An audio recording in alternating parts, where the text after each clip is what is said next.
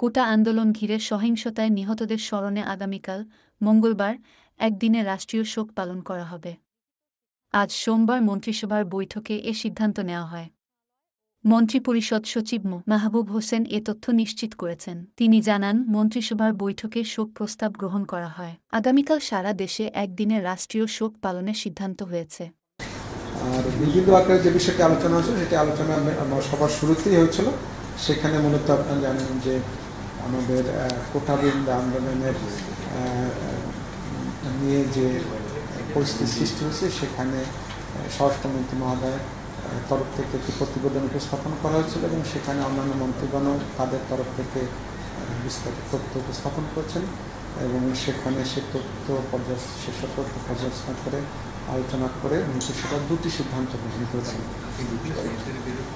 একটি হলো ওই দিনের ঘটনায় যারা নিহত হয়েছেন, ওই কোটা আন্দোলন নিয়ে যারা হতাহত ঘটনায় যারা নিহত হয়েছেন তাদের জন্য একটি শোক প্রস্তাব গ্রহণ করেছেন।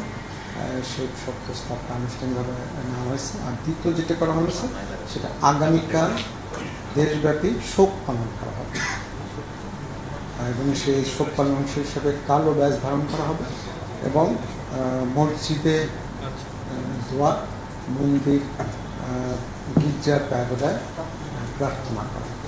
এই ছিল সামগ্রিকভাবে আমি যে সিদ্ধান্ত হয়েছে সেটি আমি আপনাদেরকে জানিয়েছি। জি, সকলকে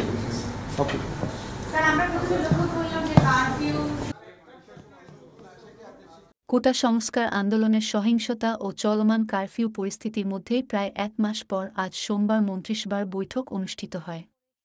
প্রধানমন্ত্রী শেখ হাসিনার সভাপতিত্বে তার কার্যালয়ে এ বৈঠক অনুষ্ঠিত হয়। সেখানে মন্ত্রিসভার সদস্যদের পাশাপাশি সব মন্ত্রণালয়ের সচিবেরাও উপস্থিত ছিলেন।